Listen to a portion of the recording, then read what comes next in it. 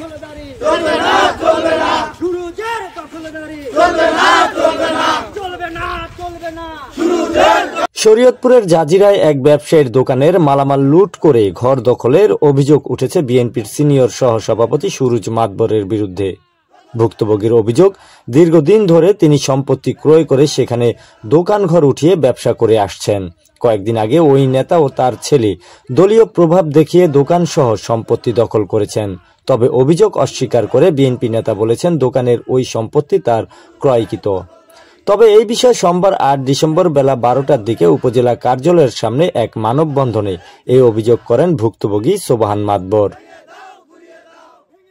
দোকান কাজিরহাট বাজারে আমরা বিগত এটা আমাদের কেনা সম্পত্তি, সবাই জানে। আমরা প্রথমে এটা ভাড়া দেই, ভাড়া চলছিল। এখন আমি প্রায় কয়েক বছর যাবত আমি নিজে ব্যবসা সুনামের সহিত ব্যবসা করে খাচ্ছিলাম। এমন সময় এই 5ই আগস্টের পরে কিছু হাইব্রিড নেতা দেখা গেছে বিভিন্নভাবে হয়রানি করতো। আমার কাছ থেকে কয়েক দফায় চাঁদা দাবি করেছে। ন্যায় বিচার চাই আমি। তাদের দাবিটা কি? তারা কি দাবিতে লাগাইছে? তারা কি দাবিতে লাগাইছে সেটা বলে না, প্রভাব খাড়াইতে আছে। কিসের পর রাজনীতি প্রভাব আছে তাদের।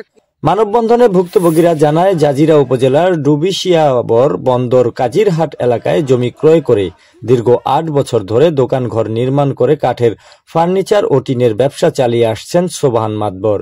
গত ৫ আগস্টের পর উপজেলা বিএনপির সিনিয়র সহসভাপতি সুরুজ মাতবর ও তার ছেলে স্বাধীন মাতবর সোবহান মাতবরের কাছে চাঁদা দাবি করে আসছেন বলে অভিযোগ ভুক্তভোগীর। সোবহান মাতবর তাদের চাঁদা দিতে অস্বীকৃতি জানালে গত মঙ্গলবার দিনগত রাতে ওই দোকানের প্রায় ৫০ লাখ টাকার মালামাল লুট করে দোকানটি দখলে নেয় সুরুজ মাতবর। এই ঘটনায় দোকানটি ফেরত পাওয়ার পাশাপাশি দোষীদের বিচারের দাবি জানান তারা। এই বাংলায় হবে না, এই বাংলায় হবে না দখলদারের ঠিকানা। সুরুজের কালো হাত ভেঙে দাও, ঘুরিয়ে দাও, ভেঙে দাও, ঘুরিয়ে দাও। এই দোকান আমার মাজা ভাগনার, আমার নাতি মুন্না মাতবর এই দোকান টিনের দোকান করত।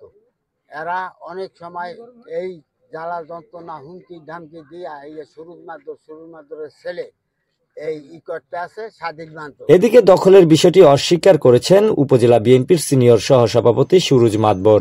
তিনি বলেন, দোকানের সম্পত্তি আমাদের, আমরা প্রকৃত মালিকের থেকে জায়গাটি কিনেছি। আওয়ামী লীগের আমলে কিছু লোক আমাদের ওই জায়গা দখল করে রেখেছিল, এখন আমাদের সম্পত্তিতে আমরা ব্যবসা চালাচ্ছি। এই দোকানটা আমাদের ক্রয় সূত্রের জায়গার মালিক, দোকানের মালিক। এটা বিগত আওয়ামী লীগ সরকারের আমলে এই জায়গাটা মূলত জবরদখল করে নিচ্ছে আওয়ামী লীগের দোসররা।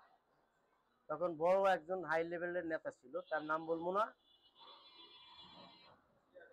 জবরদখল করার পরে আমরা তাদের কাছে আসতে পারি নাই, কারণ থানা প্রশাসনে গেছি, তখন ওটা খুনি হাসিনার পুলিশ, এদের কোনো আশ্রয়